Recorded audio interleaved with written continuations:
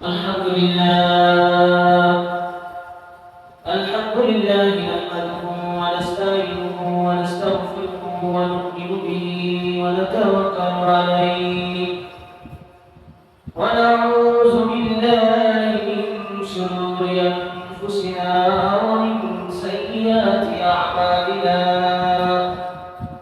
من يهده الله فلا مضل له ومن يضلل فلا هادي له ونشهد أن لا إله إلا الله وحده لا شريك له ونشهد أن سيدنا وسندنا وحبيبنا وحبيب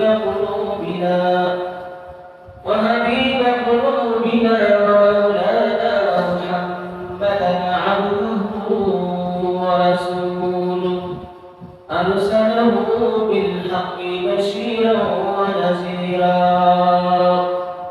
وداعيا إلى الله بإذنه وسراجا منيرا أما بعد فأعوذ بالله من الشيطان الرجيم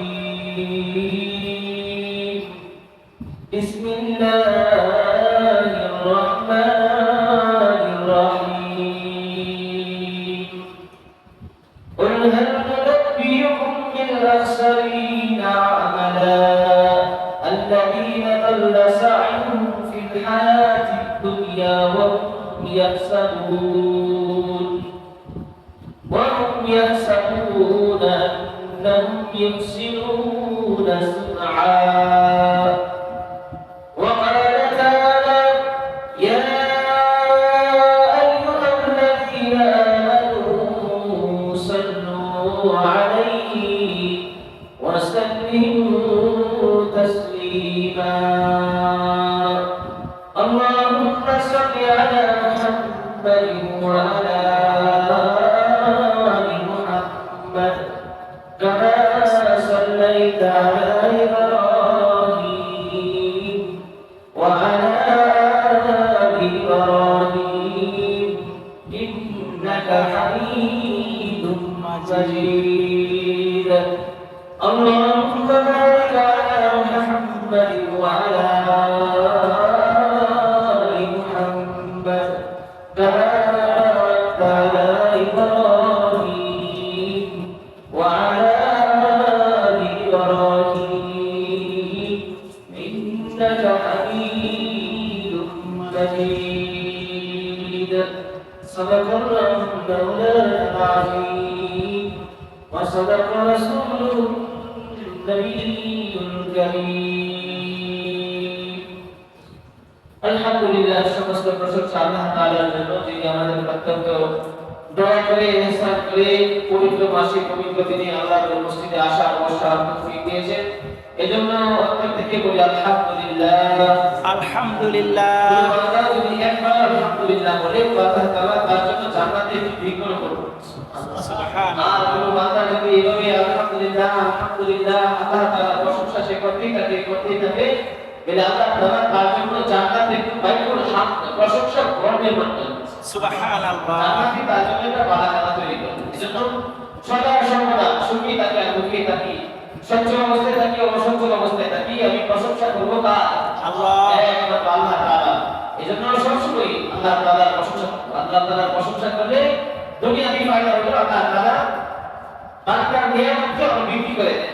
আর কোন বান্দা যদি নাশুকরিয়া করে সুস্থ থাকার পরেও আল্লাহ তাআলার প্রশংসা করে না, ভালো খাওয়া দাওয়ার পরেও আল্লাহ তাআলার প্রশংসা করে না, ভালো পোশাক পরিচ্ছদ পরার পরেও আল্লাহ তাআলার প্রশংসা করে না, তো আল্লাহ তাআলা বলে যে নাশুকরিয়া করে আমার আযাব প্রত্যক্ষ করি, আমার আযাব যেদিন আসবে সেদিন কঠিন হয়ে আসবে। এজন্য আমি প্রশংসা করব একমাত্র আল্লাহ তাআলার জন্য। প্রিয় হাজিরিন, গত জুমায় বলেছিলাম আরবি হিজরি নববর্ষ চলছে। পবিত্র মাহে মুহররম হলো আরবি মাসের প্রথম মাস, হিজরি সন। রাসূল করিম সাল্লাল্লাহু আলাইহি ওয়াসাল্লাম মক্কা মুশরিকদের অত্যাচারে নির্যাতন নিপীড়নে আল্লাহ তাআলার হুকুমে যেদিন থেকে হিজরত করেছিলেন সেদিন থেকে হিজরতের সব বর্ণনা হযরত ওমর রাদিয়াল্লাহু তাআলার জামানা থেকে এটা নির্ধারণ করা হয়েছে। আমরা বাংলা জানি, ইংরেজি জানি, বিভিন্ন দিবসের কথা জানি, পহেলা বৈশাখের কথা জানি, কিন্তু আরবি নববর্ষ কবে, আরবি বছরে কত মাস কি, এটা সম্পর্কে আমাদের অনেকের ধারণা নেই। কিন্তু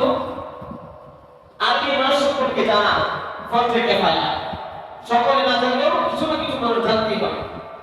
যদি আপনি আরবি মাস সম্পর্কে অবগত না থাকেন, তাহলে বিভিন্ন ইবাদত বন্দেগী করতে আপনার সমস্যা হয়ে যাবে। ইবাদত বন্দেগী করতে পারবেন না। কখন রোজার মাস, কখন রোজা শুরু হবে, কোন দিন শেষ হবে, কবে ঈদ শুরু হবে, কবে সময় এগুলো আরবি মাসের সাথে সম্পৃক্ত, তাদের সাথে সম্পৃক্ত।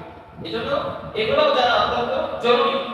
তারপরেও আল্লাহ তাআলা কোরআন কারিমে 4টা মাসকে সম্মানিত করেছেন, এর মধ্যে 3টা মাস ধারাবাহিক, জিলকাদ, জিলহজ, মুহররম। আরেকটা মাস হলো রজব মাস। আল্লাহ তাআলা কোরআন কারিমে বলেন শাহরুল্লাহিল মুহররম, এই মুহররম মাস হলো আমার মাস। মুহররম মাস হলো আমার মাস। আল্লাহ তাআলা এই দুনিয়াকে সৃষ্টি করেছেন এই মুহররম মাসের 10 তারিখ আশুরা দিনে। আল্লাহ তাআলা দুনিয়াকে প্রলয় দিয়ে ধ্বংস করে দিবেন এই মুহররম মাসের 10 তারিখ আশুরা দিনে। তো আদম আলাইহিস সালামকে দুনিয়াতে পাঠাইলেন 10 তারিখে। আদম আলাইহিস সালামের দোয়া কবুল করলেন আল্লাহ তাআলা এই আশুরার 10 তারিখ। আজকে হলো মুহররমের 5 তারিখ। মুহররম 10 তারিখ হলো আগামী বুধবার।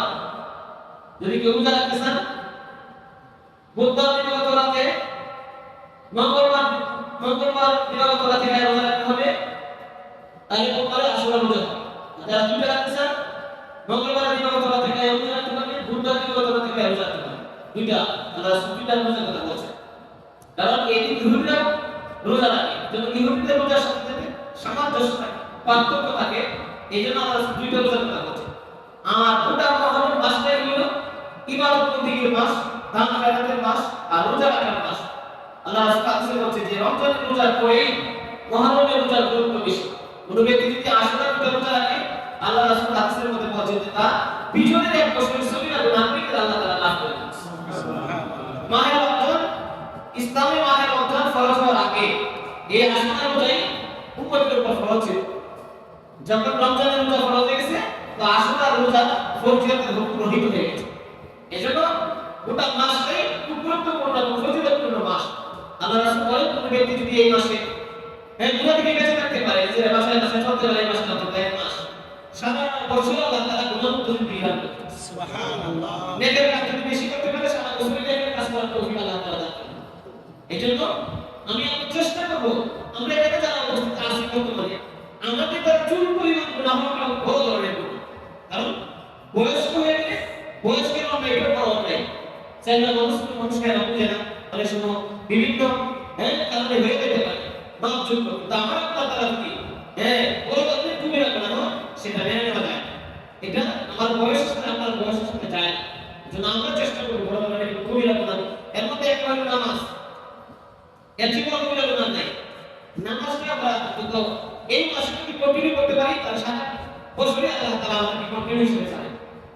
এজন্য রোজা রাখবো, নামাজ পড়বো এই মাসে। আর আল্লাহ রাসূল সাল্লাল্লাহু আলাইহি ওয়াসাল্লাম বলেন, আশুরার দিনে কোনো ব্যক্তি যদি তার পরিবার পরিজনের জন্য একটু ভালো খাবারের ব্যবস্থা